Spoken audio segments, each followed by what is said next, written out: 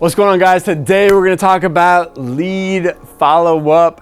What type of frequency should you have for follow-up, and what kind of schedule should you follow? So first, make sure you like, comment, subscribe, and if you do, we may throw you some Active Age swag. Look at that, man. Isn't that nice? Dude, everywhere I go, they compliment these glasses, you know? So, I mean, they're doing something for me, baby. I'm getting a little more attention these days. So, if you want these top of the line, first class, Active Age swag glasses, let me know.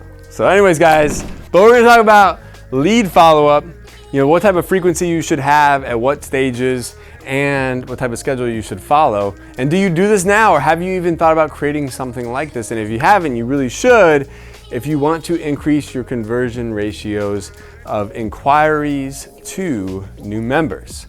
But before I get into it, gotta do a little housekeeping. Go to adcpro.com, join our monthly webinar, join our private Facebook group. If you'd like to start your very own Active Age, go to activeagecare.com/franchise. And if you need a little help, you know, we also have some coaching calls too, you know, a little shameless little plug, adcpro.com/coach.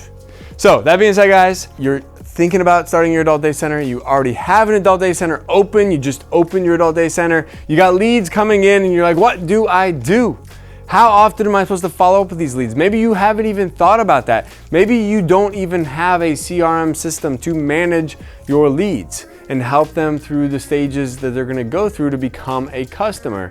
Well, if you don't have a CRM, you gotta get one. And if you have one, you gotta start figuring out what do you need to do on a regular basis at the various stages that people might be in. How often should you be following up? In what way should you be following up? These are all things you need to consider, but once you decide on them, you gotta write them down. So, that being said, a new inquiry comes in. Maybe it's a walk-in tour, maybe it's a phone call, maybe someone fills out the form on your website, right? All of a sudden, that is a new lead. How often are you gonna follow up with that new lead? Is it once per day? Is it twice a day? Is it every other day? Is it a certain number of times per week? These are things that you gotta ask yourself. Is it Monday, Tuesday, Wednesday, Thursday, Friday at 1 o'clock? Or is it just at some period during that day? Is it by phone? Is it through text? Is it through email? What method of contacting that new lead are you going to follow?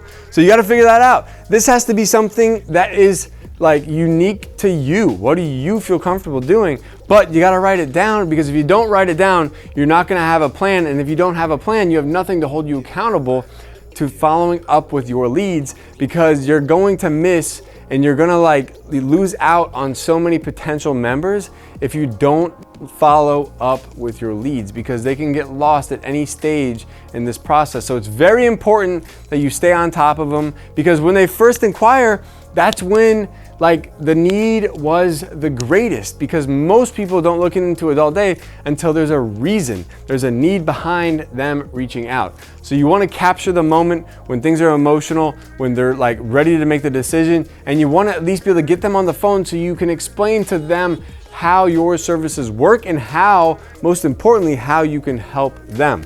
Okay, so now that lead comes in, you've contacted them, you finally made contact, they move to a different stage in the pipeline, they've come on a tour. Now, how do you follow up with them after the tour? Say after the tour, they didn't commit to starting on any particular day, they didn't commit to a free day, they didn't commit to anything yet, but they came for a tour, you gave them the information, you met them, you built rapport, you developed a relationship. What's your follow-up frequency after the tour? Are you gonna call them, you know, once a week, twice a week? How often are you gonna call them? Maybe you call them every Tuesday and Thursday. Are you gonna text them? Are you gonna email them? What method of follow-up are you gonna perform, right? So you're gonna write out the frequency. You might even, once you have the frequency written out, put the days that you're gonna do those items, and then put the like type of activity you're gonna do. Is it call, text, email, right?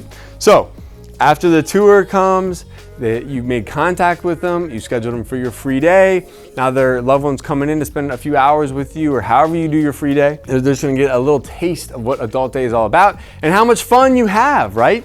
So now in this stage, at the free day stage, right, they've come in, they've had that free day, like they've gotten a little taste of all the fun that you have at your adult day center. They're excited, their loved one was excited.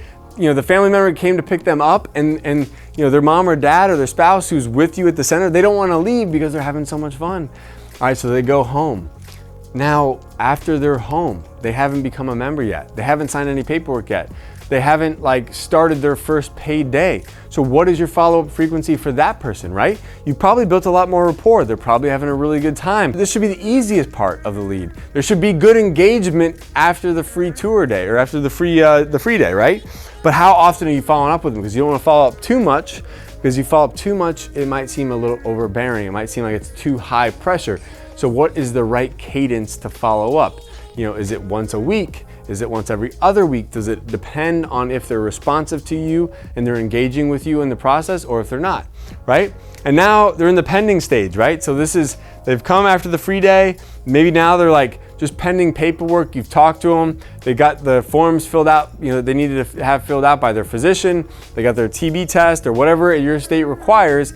They've gotten the things taken care of that they needed to get taken care of, but they just haven't started their first paid day yet. And so they've gotten the paperwork out of the way. You got a contract in hand, but they haven't started their first paid day. How often are you following up with them? What frequency? What kind of cadence? Is it phone call, text, email? So these are the things you got to figure out. All right, so write down the stages in your pipeline. Okay, underneath those stages, write down the frequency of the follow-up, how often it should happen.